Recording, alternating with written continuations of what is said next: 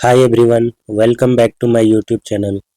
जैसा कि आप सभी जानते हैं, हम क्लास 11 एनसीईआरटी का मैथमेटिक्स पढ़ रहे थे, जिसमें हमने 3 चैप्टर कंप्लीट कर लिए थे।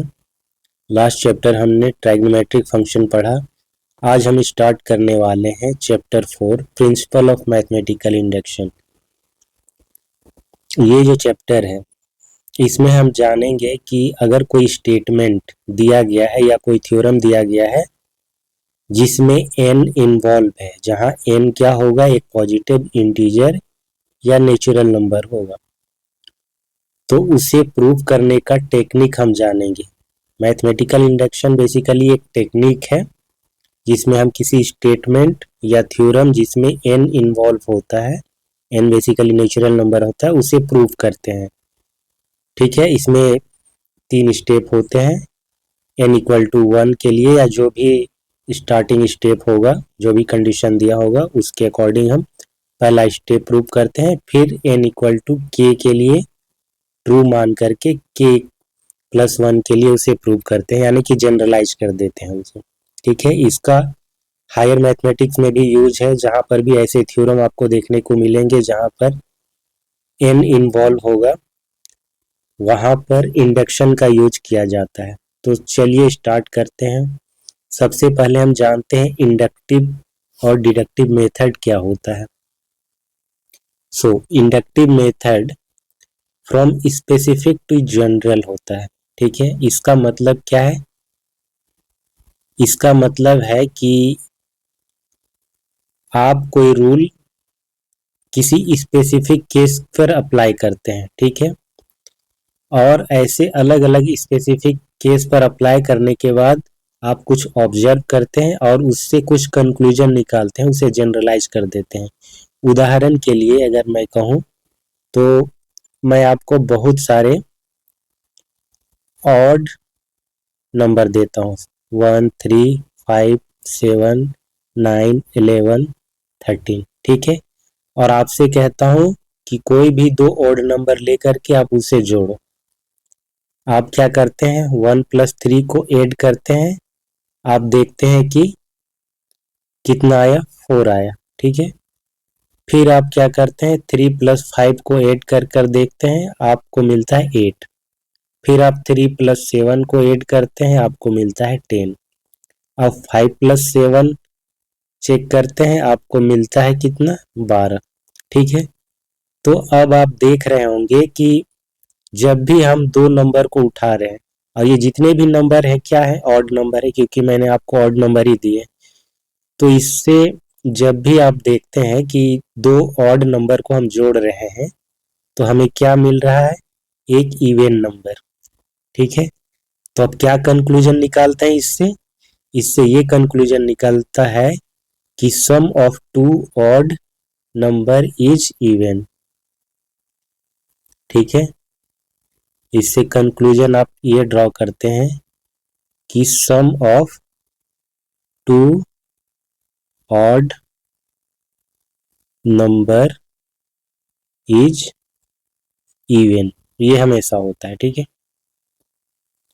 सो इंडक्टिव मेथड में क्या होता है, कोई स्पेसिफिक केस होता है, उससे आप जनरलाइज करते हैं उसे। तो यहाँ पर वही किया हमने कि 1 प्लस 3 इक्वल टू 4, ये एक स्पेसिफिक केस है, 2 ऑड नंबर का सम एक इवन नंबर आया। ठीक है, दूसरा क्या है, 3 प्लस 5 इक्वल टू 8, ये एक दूसरा स्पेसिफिक केस है। उसी तरीके से 3 प्लस 7 इक्वल टू 10, ये एक अलग स्पेसिफिक केस है। तो ऐसे हम देख रहे हैं कि अलग अलग केसेस पे जब अप्लाई कर रहे हैं ये चीज, तो हमेशा इवन नंबर मिलता है। तो फाइनली हमने कंक्लूजन निकाला, यानी कि sum of 2 odd number is even. तो ये क्या हो गया, ये जनरलाइज हो गया, एक रूल बन गया है ना, एक जनरल रूल बन गया कि जब भी हम 2 ऑड नंबर को जोड़ेंगे तो हमें क्या मिलेगा, एक इवन नंबर मिलेगा।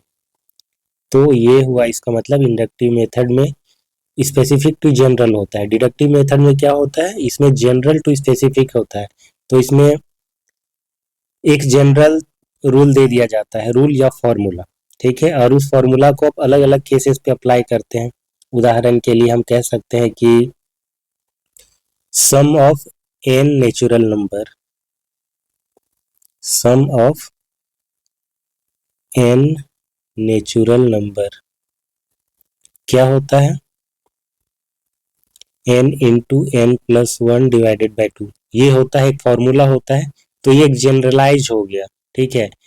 n कोई नेचुरल नंबर है, तो सम ऑफ n नेचुरल नंबर का मतलब एक से लेकर के n तक का जो नेचुरल नंबर है उसको जब हम जोड़ेंगे तो इस फॉर्मूले से कैलकुलेट होगा, वो ये होगा। तो बेसिकली हम अगर n इक्वल टू थ्री रखते हैं, n इक्वल टू थ्री, तो इसका मतलब होता है one plus two plus three, एक से लेकर के तीन तक का जोड़। तो इस फॉर्मूला से अगर हम ऐसे जोड़ें तो कितना आता है, ये तीन, दो और एक, छः आता है। हम इस फॉर्मूला से निकाल करके देखते हैं, three, three plus one divided by to, three into four divided by to, six आया, ठीक है। तो यहाँ पर ये एक क्या है, जनरल केस है, और ये क्या है, एक स्पेसिफिक केस है, यानी कि हम n इक्वल टू थ्री के लिए इसे अप्लाई कर रहे हैं, तो स्पेसिफिक है, जनरल टू स्पेसिफिक। तो ये हो गया डिडक्टिव मेथड, यानी कि आपको एक फॉर्मूला दे दिया जाता है, आप उससे अलग अलग केसेस के लिए डिडक्शन करते हैं। अब हम जानते हैं इंडक्शन का मतलब क्या होता है। इंडक्शन का मतलब होता है पार्टिकुलर केस और फैक्ट को जनरलाइज करना, ठीक है। यानी कि यहाँ पर जो इंडक्टिव मेथड हमने देखा अभी, ये वही है। यहाँ पर इंडक्शन हो रहा है एक तरीके से, कि स्पेसिफिक केसेस हैं उससे हम जनरलाइज कर पा रहे हैं, एक रूल को ही कंक्लूड कर पा रहे हैं। कुछ एग्जाम्पल देखते हैं हम इसी के बेसिस पर। तीन स्टेटमेंट दिए गए हैं, ठीक है। तीन स्टेटमेंट क्या क्या है, Umesh is a man, Umesh एक आदमी है। दूसरा स्टेटमेंट कहता है कि ऑल मैन आर मॉर्टल, यानी कि हर एक आदमी मर सकता है ना, वो अमर नहीं है। पहला स्टेटमेंट कहता है कि उमेश एक आदमी है, दूसरा स्टेटमेंट में ये कहता है कि हर एक आदमी मृत्यु को प्राप्त हो सकता है। तो इस दोनों की मदद से क्या कंक्लूजन निकलता है, जब उमेश एक आदमी है और हर एक आदमी मर सकता है, तो इसका मतलब उमेश भी क्या है, मॉर्टल है, यानी कि उमेश भी मर सकता है, वो अमर नहीं है, ठीक है। तो ये इसी पर आधारित था, इंडक्शन पर ही। दो स्टेटमेंट दिए थे स्पेसिफिक, और उससे हम जनरलाइज कर दिए। दूसरा हम देखते हैं, स्टेटमेंट ए और बी अगर ट्रू है, अगर इसमें पहला स्टेटमेंट ट्रू है, उमेश इज ए मैन, ठीक है, उमेश एक आदमी है, ये ट्रू है, और दूसरा स्टेटमेंट भी अगर ट्रू है, तो इन दोनों की मदद से ये कंक्लूजन निकलता है कि तीसरा ट्रू होगा। क्या है, Umesh is a man, Umesh एक आदमी है। दूसरा क्या है कि ऑल मैन आर मॉर्टल, यानी कि हर एक इंसान मॉर्टल है, हर एक आदमी मॉर्टल है। तो तीसरा क्या हो जाएगा, इन दोनों से कंक्लूजन ये निकल रहा है कि उमेश भी मॉर्टल होगा, क्योंकि उमेश आदमी है और सारे आदमी मॉर्टल हैं,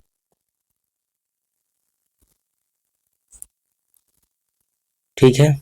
दूसरा एग्जाम्पल, तीन स्टेटमेंट दिए गए हैं, 8 इज डिविजिबल बाई टू, ठीक है। 8 क्या है, 2 से डिविजिबल है, यानी कि 2 8 को डिवाइड कर पा रहा है कंप्लीटली। दूसरा स्टेटमेंट ये है, any number divisible by two is an even number, अगर कोई भी नंबर 2 से डिविजिबल है तो वो इवन नंबर होगा। अगर पहला ट्रू है दूसरा ट्रू है, तो यहाँ से कंक्लूजन ये निकलता है कि 8 भी इवन नंबर होगा।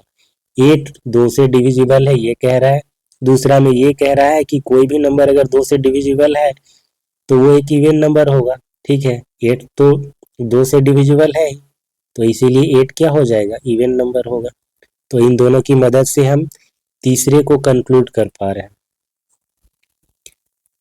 स्टेटमेंट आर कॉल्ड कंजेक्चर और थ्योरम इन मैथमेटिक्स, यहाँ पर जो भी स्टेटमेंट्स दिए गए हैं ना, इसको कंजेक्चर बोलते हैं या थ्योरम बोलते हैं।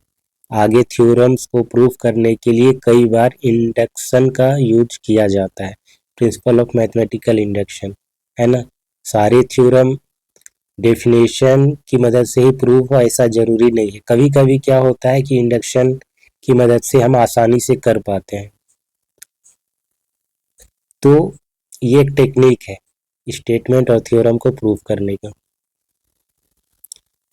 अब देखते हैं यूज ऑफ इंडक्शन। जो अभी मैंने कहा वही चीज है, टू प्रूव रिजल्ट और statement involving n where n is positive integer that is natural number. ऐसे रिजल्ट या स्टेटमेंट जिसमें n इन्वॉल्व हो और n क्या है, पॉजिटिव इंटीजर या नेचुरल नंबर। पॉजिटिव इंटीजर को ही नेचुरल नंबर बोलेंगे। तो उसको प्रूफ करने के लिए हम इंडक्शन का यूज करते हैं। अब कुछ आइडिया है कि ये इंडक्शन काम कैसे करता है, ठीक है, मोटिवेशन इसे बोलेंगे। तो यहाँ पर क्या है, कुछ स्लिट रखे गए हैं, ठीक है, एक के बाद एक ऐसे अरेंज किए गए हैं खड़े करके। अब अगर हम फर्स्ट वाले को एक पार्टिकुलर डायरेक्शन में यानी कि राइट डायरेक्शन में पुश करें तो क्या होगा, नेक्स्ट वाले को धक्का मारेगा, ये इसको धक्का मारेगा, ये इसको धक्का मारेगा, ठीक है। ये ऐसे अरेंज किए गए हैं कि जब भी एक फॉल होगा तो दूसरे को टच करेगा। ऐसा नहीं होना चाहिए कि एक को हम धकेल रहे हैं दूसरे तक पहुंच ही नहीं रहा है। वो इतने नजदीक नजदीक है कि एक को अगर हम पुश कर दें तो वो झुकने के बाद दूसरे को टच करेगा। तो इससे होगा क्या कि पहला झुकेगा, दूसरे को टच करेगा, तो दूसरा भी झुकेगा, तीसरे को टच करेगा। ऐसे करते करते सारे स्लेट गिर जाएंगे, ठीक है।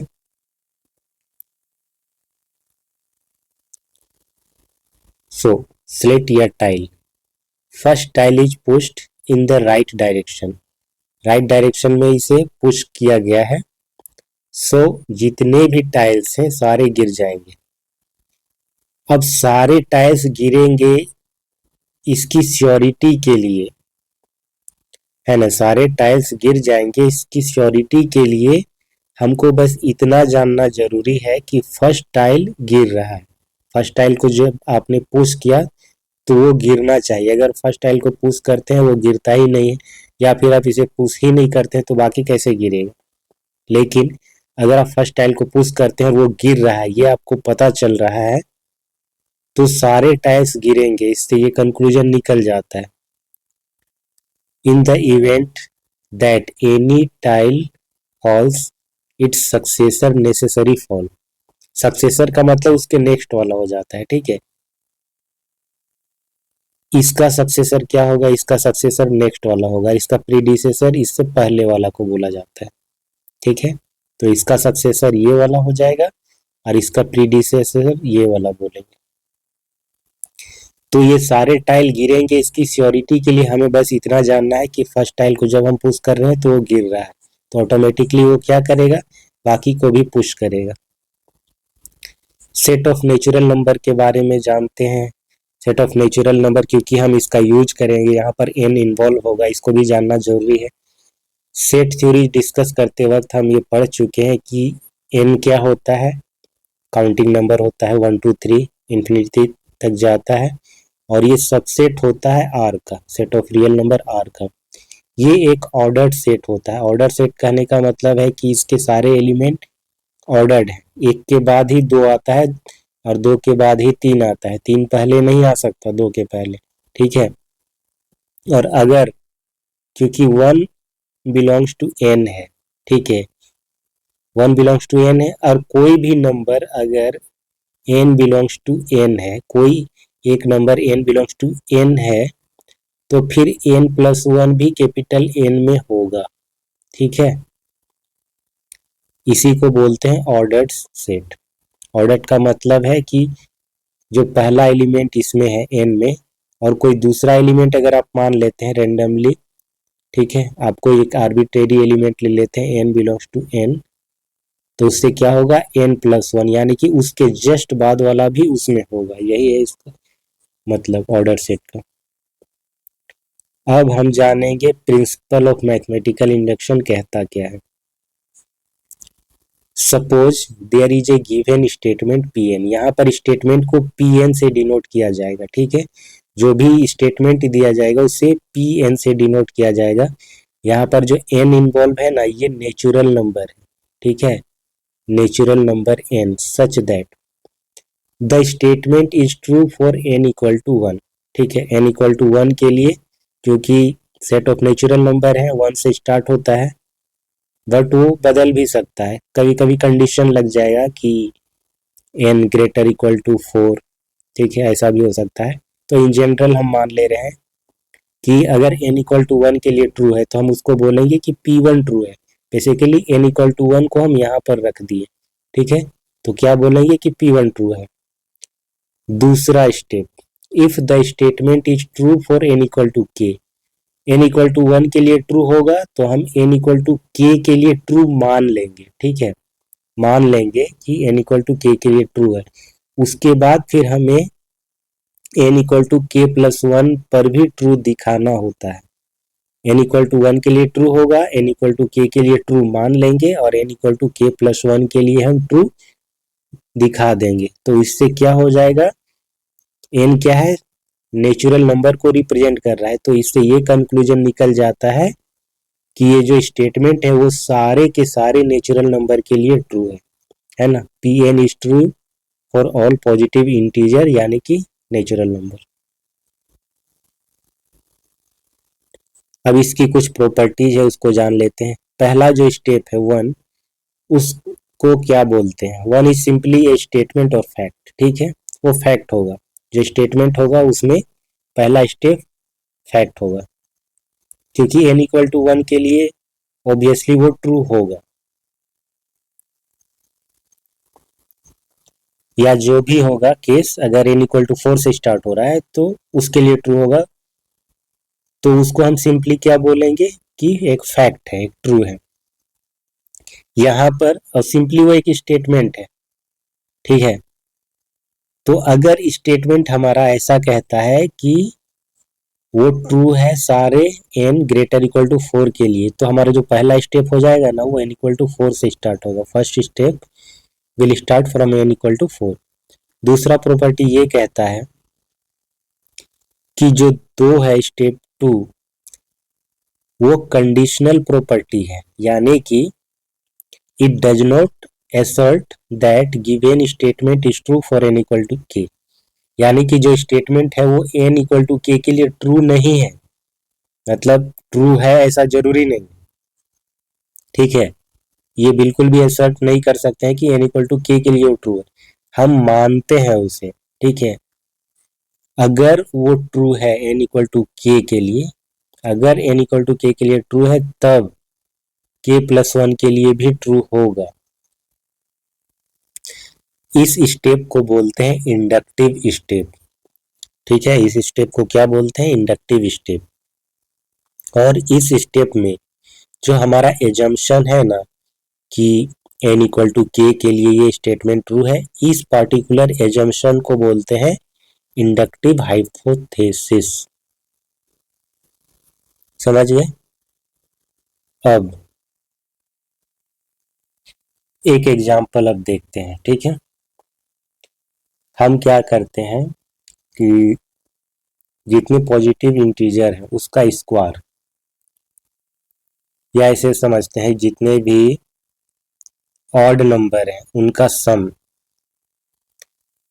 सिंपली पहले 1 लेते हैं, 1 एक ऑड नंबर, इसे हम लिख सकते हैं 1 का स्क्वायर, फिर 1 प्लस 3, यानी कि 2 लगातार ऑड नंबर, ये क्या आता है 4, 2 का स्क्वायर, 1 प्लस 3 प्लस 5 कितना आता है 9, 3 का स्क्वायर, यानी कि जितने नंबर ऑफ टर्म है ना, ये जो जोड़ रहे हैं हम ऑड नंबर, उसमें जितने भी टर्म है, जितने नंबर ऑफ टर्म है उतने का स्क्वायर करने पर उसका सम के बराबर आ रहा है।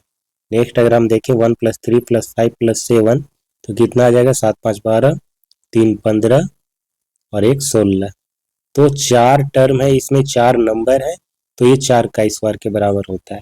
तो इन जनरल क्या हो जाएगा, 1 प्लस 3 प्लस 5 प्लस 7 प्लस, ऐसे करके ऑड नंबर का फॉर्मेट क्या होता है, 2n-1 होता है ना, ये पहले हम बता चुके हैं ऑड नंबर का फॉर्मेट। और 2n क्या होता है, ये n अगर कोई पॉजिटिव इंटीजर है तो 2n क्या हो जाएगा, इवन हो जाएगा, 2n-1 क्या हो जाएगा, ऑड हो जाएगा, ये इवन और ये क्या हो जाएगा, ऑड। सो इन जनरल अगर हम ऐसे लिखेंगे तो इसमें कितने टर्म है, इसमें n टर्म है, ठीक है, इसमें n टर्म है, तो ये n स्क्वायर के बराबर हो जाएगा। इसी चीज को हम इंडक्शन से हम वेरीफाई करेंगे, क्या ये सही है, या फिर ये कह लें कि हम इसे प्रूफ करेंगे।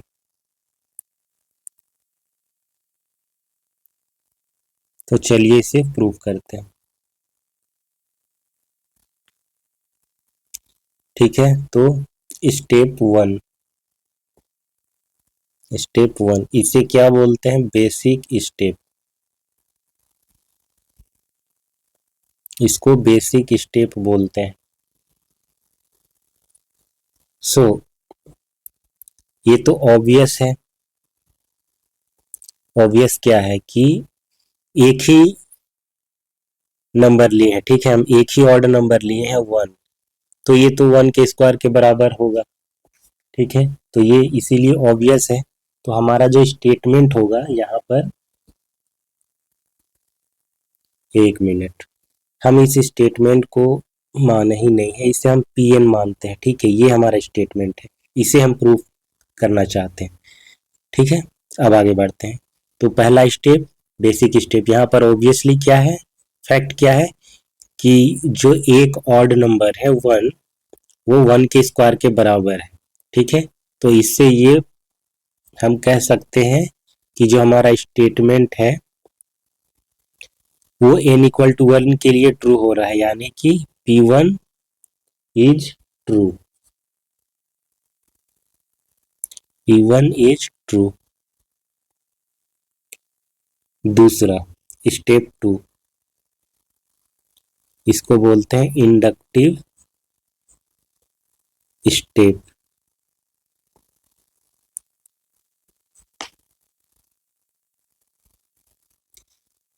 अब इस इंडक्टिव स्टेप के अंदर हम इंडक्टिव हाइपोथेसिस, ठीक है, उसको मानेंगे, इंडक्टिव हाइपोथेसिस।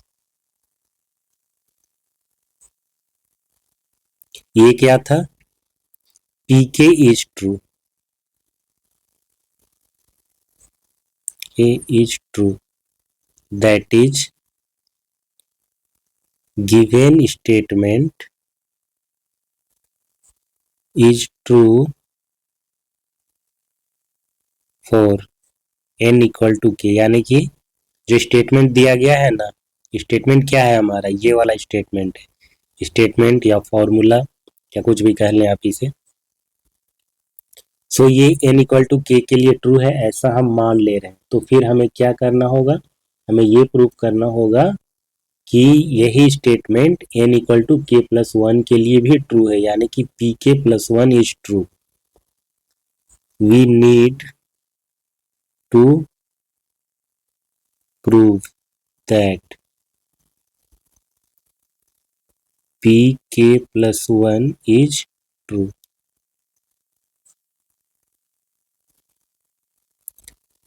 हम जब बोलते हैं कि P1 इज ट्रू, तो इसका मतलब होता है कि यहाँ पर जब n इक्वल टू 1 रखेंगे तो ये वाला चीज ट्रू होना चाहिए। 1 रखेंगे तो क्या हो जाएगा, 1 रखेंगे तो ये 1 तक ही जाएगा, और इधर n की जगह पर 1 रखेंगे तो 1 स्क्वायर। 2 अगर रख दे देंगे तो क्या हो जाएगा, 2 तक जाएगा, 2 टर्म है ना। यहाँ पर अगर आप 2 रखते हैं यहाँ पर, तो 2 गुना 2 माइनस 1 कितना आ जाता है, 3, ठीक है, यानी कि 1 प्लस 3 और इधर 2 का स्क्वायर, तो कितना आ जाएगा, 4।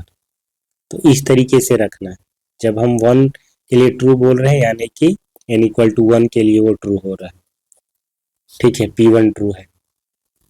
सो आगे बढ़ते हैं, हमें प्रूव करना है कि P k plus 1 is true. तो अभी अभी हम क्या माने हैं कि P k is true, since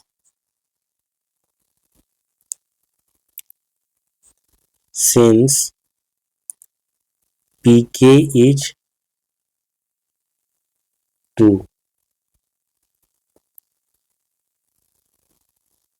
so we have, क्या होगा हमारे पास, 1 plus 3 plus 5 plus 7 plus 2k minus 1। ठीक है, जो हमारा स्टेटमेंट है उसी में हम बेसिकली n इक्वल टू के रख दे रहे हैं। ठीक है, तो ये n इक्वल टू जब k रखेंगे तो 2k माइनस 1 हो जाएगा। सो 2k माइनस 1 तक का सम इधर क्या हो जाएगा, k स्क्वायर। तो ये चीज हमारे पास है। ठीक है, pk ट्रू है इसीलिए pk ट्रू हम माने। n इक्वल टू k के लिए तो वो ऑब्वियस था, n equal to n equal to 1 के लिए वो ऑब्वियस था, n इक्वल टू k के लिए हम उसे मान लिए हैं। अब हम k प्लस 1 के लिए इसी की मदद से प्रूव करेंगे k इक्वल टू 1 के लिए ये सही है। ठीक है, तो इसे एडजस्ट करेंगे। अब बताइए, ये ऑड नंबर का सम है ना, 1 है, 3 है, 5 है, 7 है, फिर 2k माइनस 1 तक गया है। 2k माइनस 1 एक ऑड नंबर है, क्योंकि ये ऑड नंबर का ही स्ट्रक्चर होता है। 2n माइनस 1 कह लीजिए, 2k माइनस 1 कह लीजिए। जब अगर k ही हमारा कोई इंटीजर को रिप्रेजेंट कर रहा है, पॉजिटिव इंटीजर को, तो 2k माइनस 1 क्या हो जाएगा, ऑड नंबर हो जाएगा। और सिर्फ 2k की बात करें तो ये इवन हो जाएगा। तो 2k इवन हो गया, इससे जस्ट पहले 2k माइनस 1 ये ऑड हो गया। अब इसके जस्ट बाद क्या होगा, 2k प्लस 1, तो ये भी क्या हो जाएगा, ऑड नंबर हो जाएगा। यानी कि जस्ट इसके बाद वाला नंबर क्या कहलाएगा, 2k प्लस 1। तो हमें नेक्स्ट जब नंबर k प्लस 1 के लिए चेक करेंगे तो यही आ जाएगा।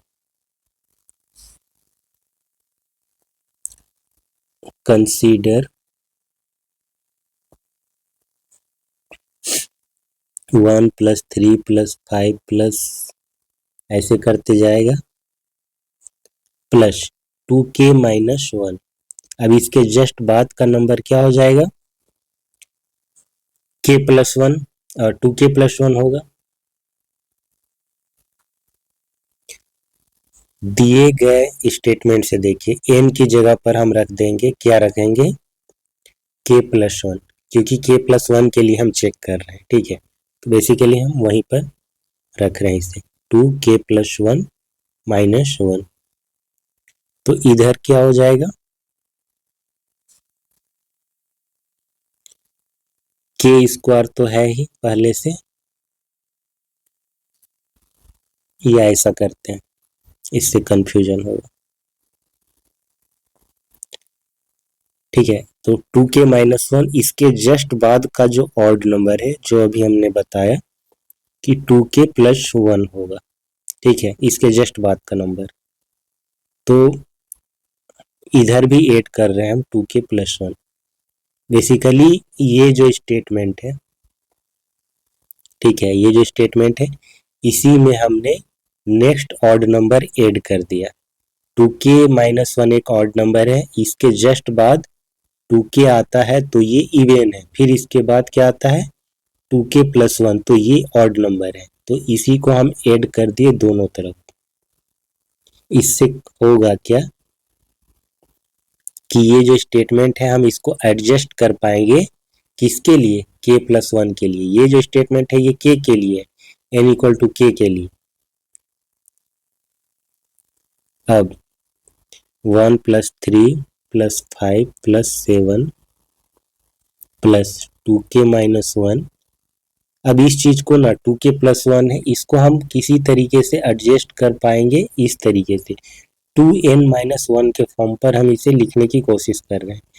ठीक है, सो 2 को बेसिकली हम बाहर करते हैं, k प्लस 1 ऐसे करते हैं माइनस 1। ठीक है, अब देखिए 2k प्लस 1, इसी को हम ऐसे लिख दिए, 2k प्लस 1 माइनस 1 ऐसे लिख सकते हैं ना। क्यों लिख सकते हैं, क्योंकि ये 2k हो जाएगा, ये हो जाएगा 2 माइनस 1, तो ये सेम आता है ना, ये दोनों बराबर है। यहाँ पर इसे एडजस्ट किया गया है।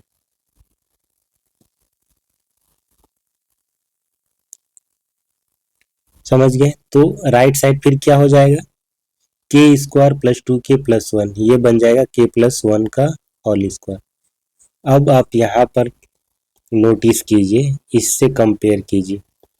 पी एन क्या है, 1 + 3 + 5 ऐसे लेकर के ये 2n-1 तक का सम है। n यहाँ पर क्या है, एक नेचुरल नंबर है या फिर पॉजिटिव इंटीजर है, तो n नंबर तक का सम है। ठीक है, ये एक ऑड नंबर है, लेकिन इनकी जो संख्या है 1 3 5, इसको जब काउंट करेंगे ना तो ये टोटल n आएगा। ठीक है, तो n नंबर तक के ऑड नंबर का सम n² के बराबर है। उसी के बेसिस पे यहाँ पर 1 से लेकर के k+1 तक का जो ऑड नंबर है उसका सम k+1 के स्क्वायर के बराबर आ रहा है ना। तो n=1 के लिए तो फैक्ट था, वो ट्रू था। n=k के लिए हम मान लिए और k+1 के लिए हमने प्रूव कर दिया। ये बराबर आ गया ना, k+1 तक का सम। इस चीज को कंपेयर कीजिए, ये क्या है 2k+1 - 1, और इससे कंपेयर कीजिए 2n-1 से। ठीक है, इससे कंपेयर कीजिए 2n-1। तो यहाँ पर आप देखेंगे कि n की जगह पर क्या है, k+1। ठीक है, इन दोनों स्ट्रक्चर को आप कंपेयर करेंगे तो n की जगह पर आप पाएंगे कि k+1 है। तो बेसिकली ये हो क्या रहा है कि n की जगह पर k+1 यानी कि n=k+1 के लिए ये स्टेटमेंट आ रहा है हमारा। राइट साइड भी देखेंगे कि यहाँ पर n² है, यहाँ पर क्या आ जा रहा है, k+1 का स्क्वायर, यानी कि n=k+1 के लिए ये वाला स्टेटमेंट ट्रू है, ये इक्वल आ रहा है ना, ये इसका मतलब है। सो जब n=k+1 के लिए ट्रू आ रहा है तो फिर हमारा कंप्लीट हो गया। n=1 के लिए वो ट्रू था, n=k के लिए हमने मान लिया और k+1 के लिए हमने दिखा दिया। तो फाइनली इससे ये कंक्लूजन निकलता है कि जितने भी n है, n हमारा क्या रिप्रेजेंट कर रहा है, नेचुरल नंबर को, यानी कि जितने भी नेचुरल नंबर है या फिर पॉजिटिव इंटीजर कह लें, उसके लिए ये वाला स्टेटमेंट सही है, यानी कि ये फॉर्मूला वैलिड है। ठीक है, यही हमें प्रूव करना था। So given statement is true for all n belongs to capital N, यानी कि नेचुरल नंबर। ठीक है, तो आज के लिए बस इतना ही। नेक्स्ट क्लास में हम कुछ एग्जाम्पल करेंगे, उसके बाद इसमें एक ही एक्सरसाइज है, उसमें कुछ क्वेश्चन है, उसे कंप्लीट करके फिर अगला चैप्टर स्टार्ट करेंगे। तो आज के लिए बस इतना ही। वीडियो अच्छा लगा हो तो इसे लाइक और शेयर करें, चैनल को सब्सक्राइब भी कर लें ऐसे ही वीडियो पाने के लिए। Thanks for watching, bye.